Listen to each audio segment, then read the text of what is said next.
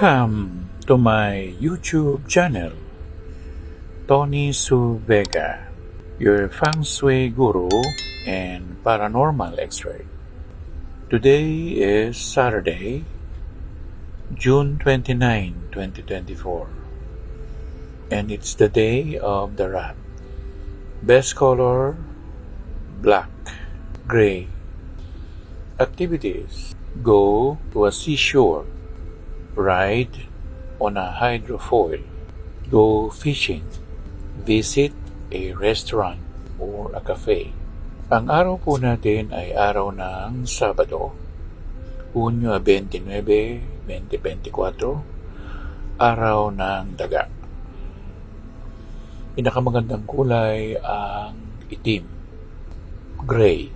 Mga gagawin sa araw na ito may kinalaman sa pagpunta sa mga lugar na may katubigan o pagsakay sa mga sasakyang pantubig. Ang daga ay young, male, water, can, GAN, at ang kulay nito ay asul.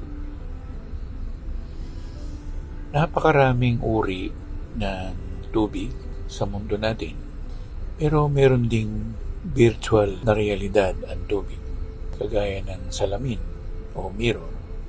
Ang sinehan ay isang virtual reality rin ng tubig. Ang restaurant o ang kapihan. At sa ating katawan mismo, 3/4 ng katawan natin.